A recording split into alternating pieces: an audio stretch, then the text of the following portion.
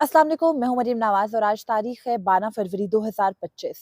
दो अहम डेवलपमेंट सुबह से अब तक आ चुकी हैं। एक तो ये कि चीफ जस्टिस आमिर फारूक ने इस्लामाबाद हाई कोर्ट के 5 जजेस की इंट्रा कोर्ट डिपार्टमेंटल रिप्रेजेंटेशन को मुस्तरद करने का तहरीरी हुक्मनामा जारी कर दिया और सुप्रीम कोर्ट आने से कबल ना सिर्फ सुप्रीम कोर्ट के जो चीफ जस्टिस हैं आया खान, उनसे अपनी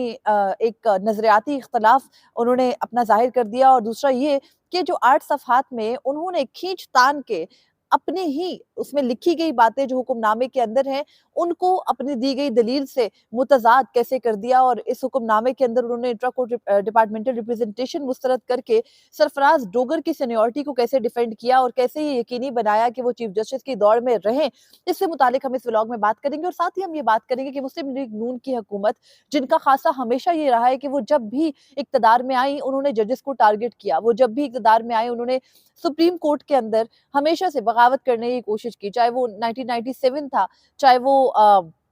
उनका पिछला दौर था जिसमें वो समझते हैं कि शायद वो सियासी तौर पर शहीद हो गए थे, अदालती शहीद हो गए थे, और अब उन्होंने अदालतों को हर सूरत फिक्स करना है कि उनके अगले दौर में अदालतें उनको इस तरह टारगेट ना करें। लेकिन मुस्लिम लीग नून अपने मुस्तकबिल के रास्ते में कैसे कांटे बिछा रही है, जस्टिस मंसूर अली शाह और जस्टिस मुनीब अख्तर के खिलाफ रेफरेंस लाने का आइडिया कैसे इन्हीं के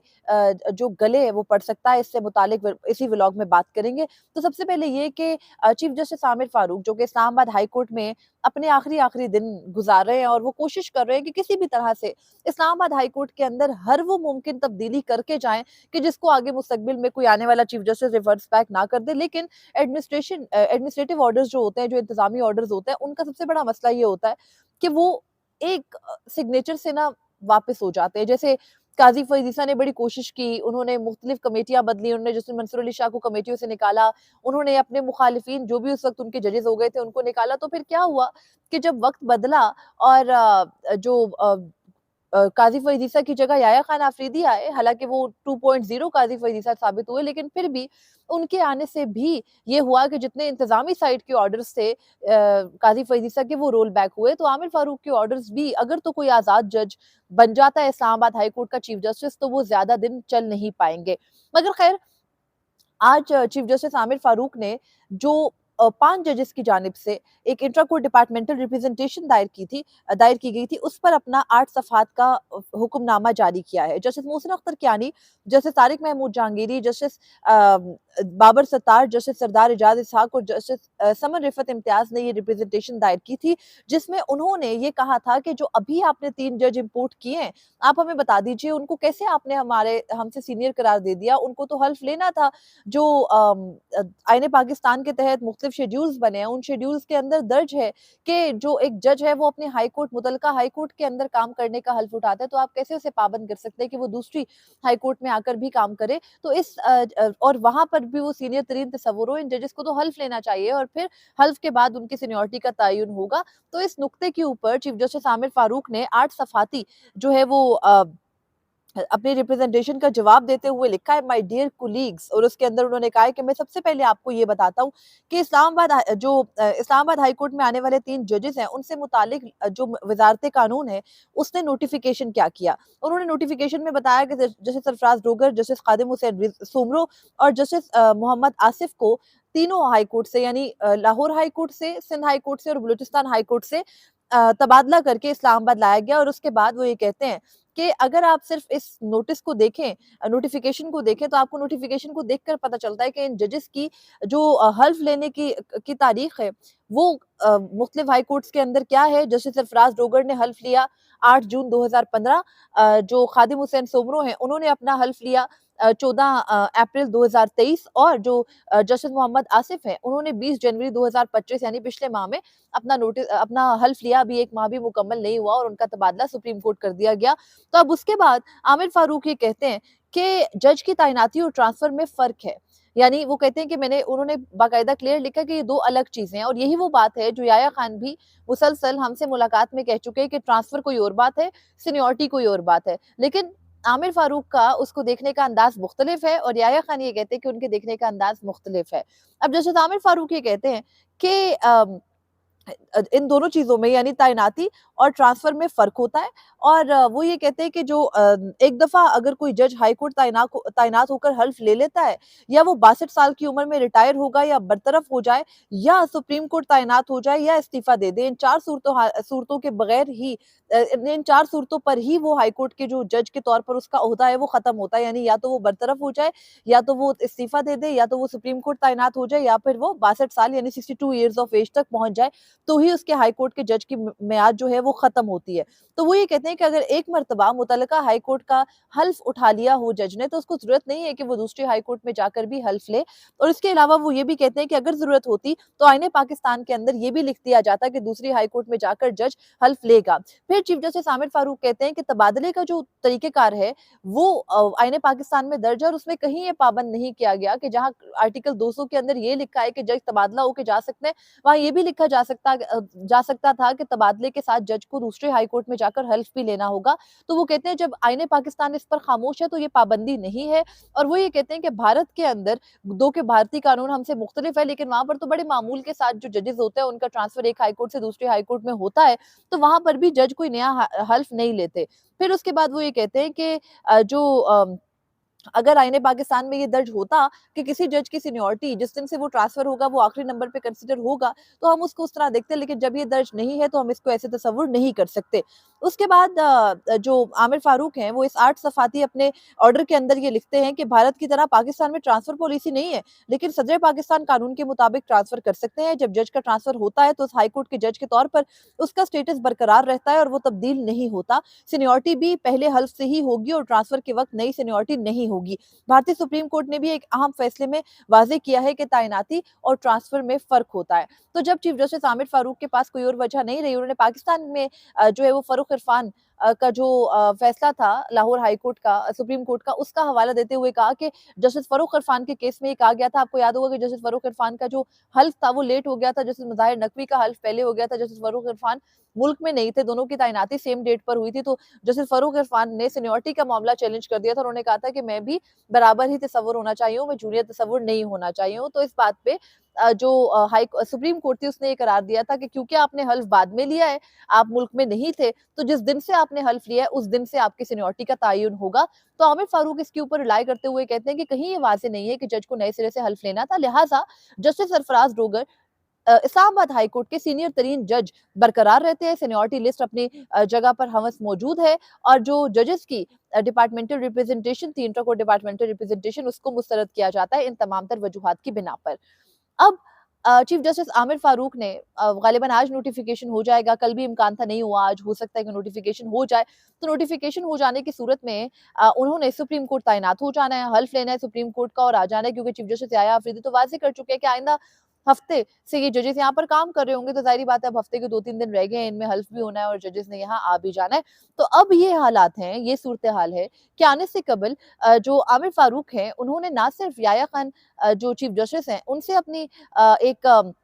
मुख्तलिफ अपनी राय कायम की है, बल्कि अटॉर्नी जनरल के बारे में भी गुज़िश्ता रोज़ सहाफ़ियों से बात करते हुए चीफ जस्टिस याया खान ने ये बताया कि अटॉर्नी जनरल भी ये समझते हैं कि सीनियरिटी सरफराज डोगर की वो तसव्वुर नहीं होनी चाहिए जो सीनियर तरीन उनको बनाकर चीफ जस्टिस के दौर में रखा जा रहा है या उनको सुप्रीम कोर्ट लाने के लिए अहल करार दिया जा रहा है। तो बहरहाल अब सूरत-ए-हाल ये है कि चीफ जस्टिस आमिर फारूक ने बतौर इस्लामाबाद हाई कोर्ट के चीफ जस्टिस अपनी एक खिदमत दे दी है, लेकिन सुप्रीम कोर्ट में वो जूनियर तरीन जज होंगे, और सुप्रीम कोर्ट में आकर उनकी उस खिदमत के एवज़ सिर्फ यही हो सकता है कि वो पर्क्स एंड प्रिविलेजेस एन्जॉय करेंगे। कुछ एडिशनल प्रोटोकॉल है, घर मिल जाएगा, सुप्रीम कोर्ट का चैम्बर मिल जाएगा, सुप्रीम कोर्ट की एक अदालत मिल जाएगी। यही वो खिदमत, अपनी खिदमत के एवज़ जो है वो चाह रहे थे, और इससे पहले भी जब उनका ट्रांसफर नहीं हो सका था तो बड़ी बरहम दिखाई दिए थे। तो अब ये देखना है कि आमिर फारूक जब सुप्रीम कोर्ट आ जाएँगे और उनका ये फैसला मौजूद है, तो उसके लिए 5 जजेस के पास जो अगला ऑप्शन है वो जुडिशियल साइड पर दरख्वास्त दायर करना है, और फिर सुप्रीम कोर्ट बैठकर ये तय करेगी, जैसे फारूक इरफान के केस में भी हुआ था, हाज़िर सर्विस जज साहिबान के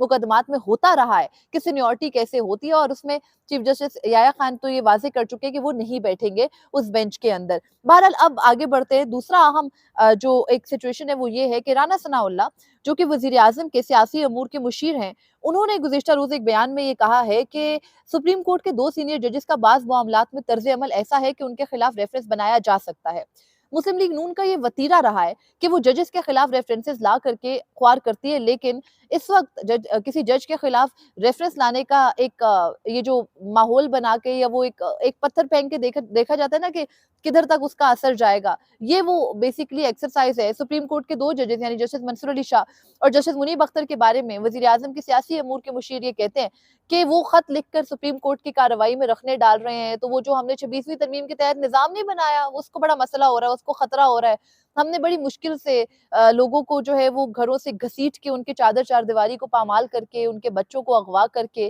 ان کو اسپتالوں سے اٹھا کے، ان کو سول کپڑوں میں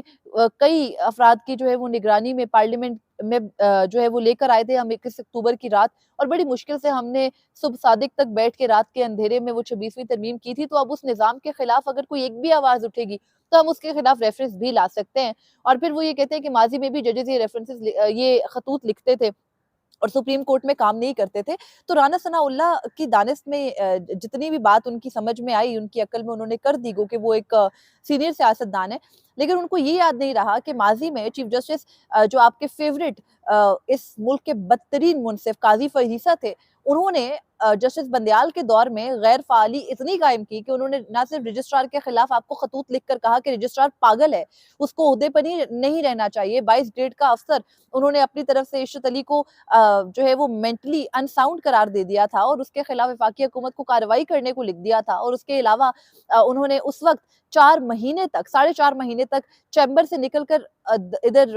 سپریم کورٹ میں آ کر بیٹھ کے مقدمات کی سماعت نہیں کی تھی۔ تب ان کو زیر التوا مقدمات نظر نہیں آتے تھے، تب ان کو یہ بھی خیال نہیں تھا کہ سپریم کورٹ چل نہیں رہی، ان کی وجہ سے غیر فعال ہو رہی ہے۔ پھر سپریم کورٹ کے اندر ان کی حمایت میں یہی ججز یعنی جسٹس منصور علی شاہ، جسٹس اطہر من اللہ وغیرہ ایک گروہ بندی کر کے بیٹھے تھے، تو تب بھی تو سپریم کورٹ ڈس فنکشنل تھی، تب ان کے خلاف تو آپ ریفرنس نہیں لائے، بلکہ ان کے تو حق میں آپ کا بس نہیں چلا، آپ نے ریلیاں نکالی ہیں اور آپ نے باقاعدہ یہاں پر آ کر للکارا اس وقت کے چیف جسٹس کو سپریم کورٹ کے دروازے پر۔ لیکن آج جب جج صرف خط لکھ رہے ہیں، حالانکہ وہ عدالتوں میں بیٹھ رہے ہیں، کام کر رہے ہیں، مقدمات کی سماعت کر رہے ہیں، اور ان سے مقدمات کو لے لینے پر بھی آپ کے جو اس وقت کے فیورٹ اور آپ کے ساتھ طے کر کے سارے اصول یحییٰ خان چیف جسٹس کے منصب پر بیٹھے ہیں، وہ بیٹھ کر کہتے ہیں کہ یہ ججز کام کرنے نہیں دے رہے، اور اس کے بعد آپ یہ موقف رکھتے ہیں کہ یہ ججز یعنی جسٹس منصور علی شاہ اور جسٹس منیب اختر سپریم کورٹ کو چلنے نہیں دے رہے۔ اتنا کھوکھلا قسم کا یہ دعویٰ ہے کہ اس دعوے کے بعد اگر آپ کوئی ریفرنس لانے کی کوشش کریں گے تو میرا نہیں خیال کہ آپ کی قانونی ٹیم، جس کی سربراہی اعظم نذیر تارڑ کرتے ہیں اور جس کے اندر اٹارنی جنرل منصور عثمان اعوان کا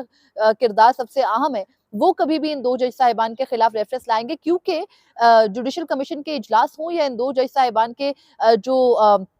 کمپیٹنس ہے، اس کے یہ دونوں ہی جو آپ کی قانونی ٹیم کے اعلیٰ عہدیداران ہیں، وہ اس کے دائیں ہیں، اور وہ اس بات کا اظہار مختلف جگہوں پر کرتے آئے ہیں کہ ان کی کمپیٹنسی پر ان کو کوئی شک نہیں ہے۔ انفیکٹ یہ بھی اطلاعات ہیں کہ جسٹس منصور علی شاہ کے چیف جسٹس بننے کے لیے بھی کوشش کی گئی تھی ان کی جانب سے، لیکن ظاہر ہے کہ احکامات کسی اور جگہ سے تھے، اور وہ کسی اور کے جو ایک ملاقات تھی اس کی مرہون منت چیف جسٹس کا منصب تھا، تو اس لیے جسٹس منصور علی شاہ اس معیار پر پورے نہیں اترتے تھے، ورنہ ان کی دانست، ان کی کمپیٹنس، ان کے لکھے فیصلے، ان کی سمجھ یا ان کی سوچ اور ان کی جو جوڈیشل کمپیٹنس ہے اس پر کوئی بھی یا ان کی قابلیت پر یا ان کے لائق اور شارپ ہونے پر کسی کو بھی کوئی شک نہیں ہے، اور نہ ہی کوئی ایسا شک اٹھایا جا سکتا۔ اور جسٹس منصور علی شاہ سے اس نظام کو یہ اختلاف صرف اس وجہ سے ہو گیا ہے کہ انہوں نے ان کی چپ چاپ تسلیم نہیں کر لی بات، اور صرف ایک چیف جسٹس کے طور پر چیف جسٹس کو تسلیم کرتے ہوئے سپریم کورٹ کی ورکنگ کو سموتھ نہیں کر کے وہ تسلیم نہیں کر رہے، اور اپنا ایک موقف اصولی موقف جگہ جگہ پیش کر دیتے ہیں۔ اور انہوں نے پچھلے دنوں جو دیوان موٹرز کے کیس میں آپ کی دوڑیں لگوا دی تھی تو آپ کو تکلیف ہوگی، ادروائز وہ ججز کسی بھی طرح سے سپریم کورٹ کی کارروائیوں میں رکھنے نہیں ڈال رہے۔ یہ آپ کا اور آپ کے فیورٹ چیف جسٹس کا جو ہے وہ ایک بنایا ہوا بیانیہ ضرور ہے، لیکن اس میں صداقت کوئی نہیں ہے۔ اور اس سے پہلے جب ماضی میں قاضی فیض عیسیٰ کے خلاف آپ ایک ریفرنس لے کر آئے تھے، کیونکہ وہ ریفرنس ٹھوس تھا اور وہ ایک ٹائمنگ غلط تھی، لیکن ریفرنس ٹھوس تھا اور وہ عمران خان حکومت کی طرف سے آیا تھا، اس کو بھی سپریم کورٹ کے ججز نے نہیں چلنے دیا تھا کہ اگر ایک کے خلاف اس طرح ہوگا تو مستقبل میں جس کے خلاف آپ کو مسئلہ ہوگا اس کو آپ راستے سے ہٹاتے جائیں گے۔ 2 ججز کے خلاف آپ ریفرنس لائے، انفیکٹ 3 کے خلاف، شوکت عزیز صدیقی، قاضی فیض عیسیٰ اور افتخار محمد چودھری، تینوں میں آپ کو سبکی سمیٹنا پڑی۔ تو آپ بے شک ان دونوں کے خلاف بھی لے آئیے، آپ کو لیگل فریٹرنیٹی سے اور آپ کو اپنی قانونی ٹیم سے ہی بہت تسلی بخش جواب مل جائے گا۔ گو کہ ابھی آپ کہتے ہیں یہ بات ہم نے کابینہ میں ڈسکس نہیں کی، اور ابھی ریفرنس ہم لا سکتے ہیں اور وہ بات زیر غور آ سکتی ہے، تو سو بسم اللہ، کمپیٹنٹ ججز کے خلاف آپ ضرور ریفرنسز لائیے۔ دنیا آپ کو جو آئی ایم ایف مشن پہ آیا ہے نا یہاں پر، اور وہ ملاقاتیں کر رہا ہے سب سے، وہ آپ کو یہ بھی بتائے گا کہ آپ اپنے آزاد ججز کے خلاف کیا کر رہے ہیں، اور یہ وہ ججز ہیں، یعنی جسٹس منصور علی شاہ اور جسٹس منیب اختر، جو بین الاقوامی فورمز پر پاکستان کی نمائندگی کرتے ہیں، اور دنیا ان کو جانتی ہے۔ شاید ہی دنیا جسٹس یحییٰ خان کو جانتی ہو، لیکن جسٹس منصور علی شاہ اور جسٹس منیب اختر کو دنیا جانتی ہے، نہ صرف ان کے فیصلوں کی وجہ سے بلکہ ان کے کنڈکٹ اور ان کی جو قابلیت ہے اس کی وجہ سے بھی۔ تو دیکھنا ہے کہ یہ حکومت جس کا وتیرہ رہا ہے اور جس کو یہی نہیں پتا کہ وہ کتنے دن پورے کرے گی، اور وہ کسی اور کے مینڈیٹ کو چوری کر کے ڈاکہ ڈال کے یہاں بیٹھی ہے، وہ اپنے تحفظ کے لیے ایسے بیانات اور اس قسم کے بیانیے بنا کر کہاں تک جا سکتی ہے۔ فی الوقت فوجی عدالتوں میں سویلینز کے ٹرائل کا مقدمہ چل رہا ہے۔ مجھے دیجیے اجازت، اللہ حافظ۔